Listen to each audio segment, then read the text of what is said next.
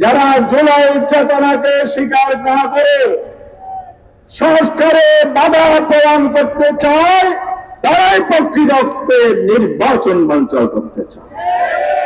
জনগণের আকাঙ্ক্ষা সংস্কার বাস্তবায়নের জন্যই সংস্কার কমিশন যাতে সঠিকভাবে নিরপেক্ষভাবে কাজ করতে পারে, তার জন্য আমরা জনগণের কাছে গেছি, আন্দোলনের কর্মসূচি দিয়েছি। এটা সংস্কারের বাধা নয়, এটা সংস্কারকে পরিপূর্ণতা দেওয়ার জন্যই কর্মসূচি আমরা দিয়েছি।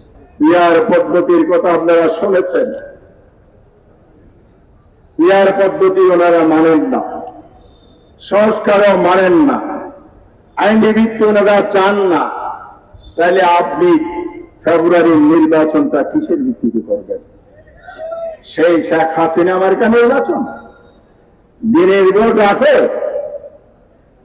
বিনা প্রতিদ্বন্দ্বিতায় 14 সালে 153 জন সরকার গঠনের আগে নির্বাচিত। 24 সালে দামি আমি তুমি দামি সে নির্বাচন জনগণের পক্ষ থেকে স্পষ্ট বলতে চায়, জুলাই বিপ্লবের মধ্য দিয়ে সেই অপশাসনের কবর রচিত হয়েছে। ফ্যাসিবাদ বাংলাদেশে কাজ হয়েছে। বাংলাদেশের জনগণ জুলাই চেতনা ধারণ করে আগামী দিনে নির্বাচন, ফেব্রুয়ারিতে নির্বাচন করবে।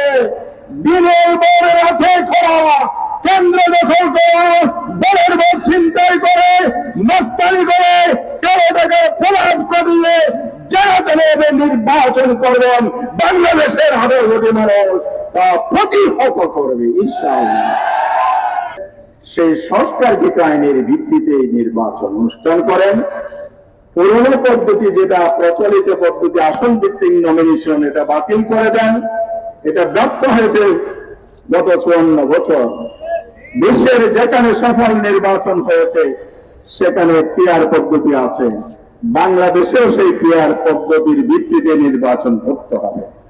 তাহলে লেভেল প্লেইং ফিল্ড হবে, তাহলে সুষ্ঠু নির্বাচন হবে, প্রতিটি ভোটের মূল্যায়ন হবে, পার্লামেন্ট সমৃদ্ধ হবে, সরকার দুর্নীতি মুক্ত হবে।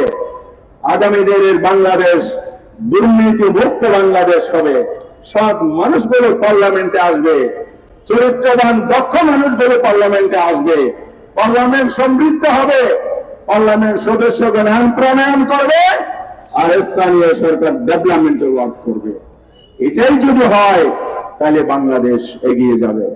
তাই আসুন, আমি আপনাদের কাছে দাবি আহ্বান করতে চাই, আপনারা কি জুলাই সনদের বাস্তবায়ন চান? পিআর পদ্ধতি চান? সুষ্ঠু নির্বাচন চান? দুর্নীতি মুক্ত, চাঁদাবাদ মুক্ত বাংলাদেশ চান? বাংলাদেশকে বিশ্বের দরবারে উন্নত রাষ্ট্র পরিণত করতে চান? বেকারত্ব মুক্ত বাংলাদেশ চান? সমৃদ্ধির বাংলাদেশ চান? তাহলে অবশ্যই রাজপথের আন্দোলনের মাধ্যমে আমাদেরকে আমাদের এই দাবি পূরণ করে আগামী দিনের ফেব্রুয়ারিতে নির্বাচন নিশ্চিত করতে হবে। আলোচনার টেবিলে সমাধান হোক, এটা যেমন আমরা চাই।